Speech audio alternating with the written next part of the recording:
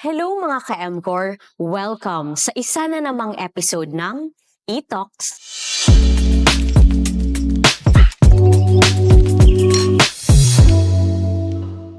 Para sa episode na ito, makakausap natin ang katrabaho natin dito sa MCOR. Sana ay maging inspirasyon ito sa ating lahat at makapagbahagi tayo ng karanasan at aral mula sa kanyang buhay. Kasama po natin ngayon si Grace. Hello, Grace. Hi, Sandra. Kamusta ka? Okay lang naman. I feel thankful for this opportunity and also blessed. Muragi, kung ano dyan sa Ginoo, gihatag na dyan sa Ginoo sa ako. Sumura niya yung plano. So, I'll go with His plan.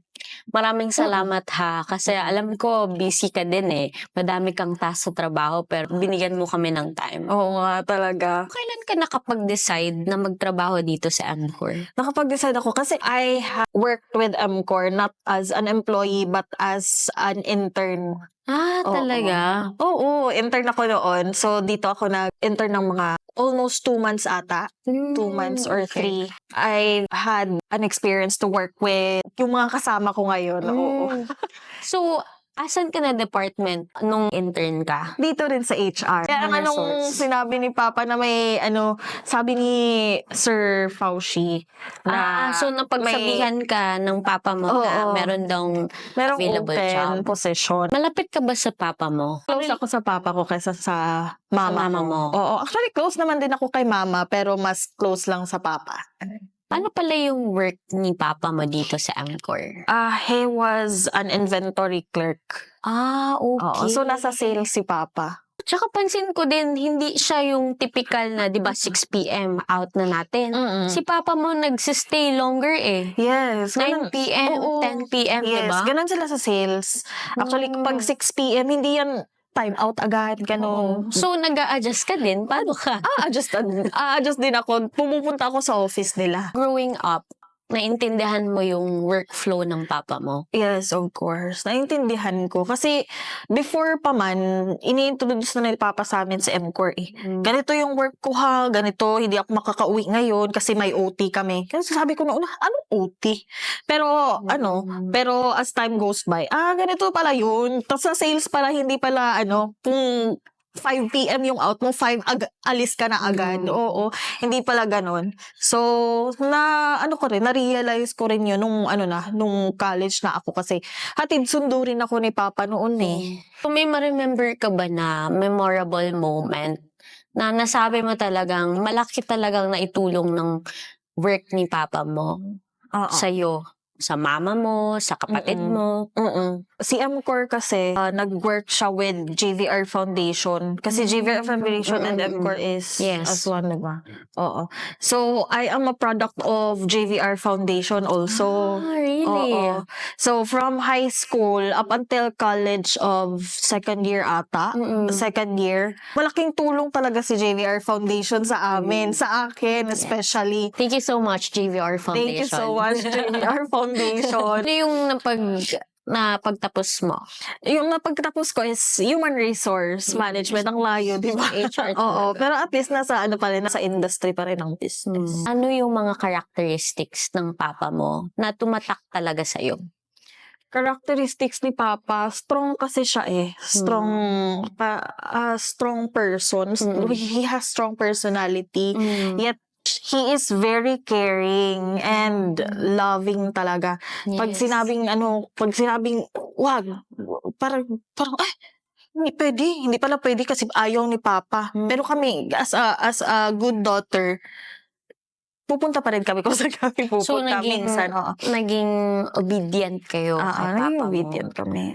So, sa tingin mo, big factor yun, nakahelp yun sa working ethics mo? Of course. Kasi sa work, kailangan na, kung sasabihin sa yung ganito yung gawin mo, iba ba yung gagawin mo? So, hindi.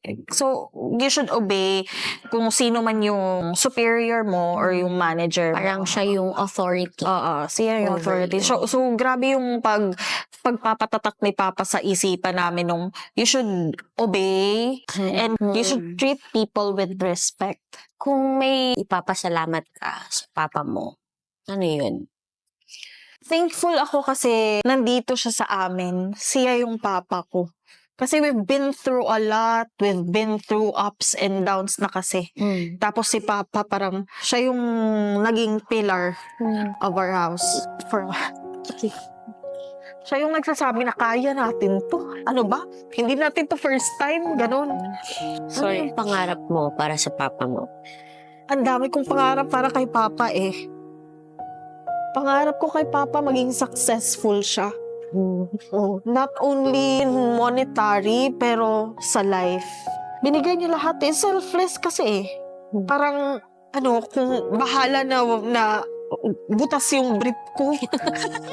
Talaga, may ganun na May point? ganun na point. Bahala, nagdili ni Paris akong medyas. Basta kay, wow, medyas ako ang mga anak.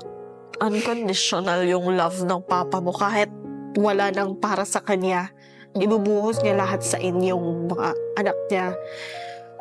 So, syempre palapit na ang Father's Day.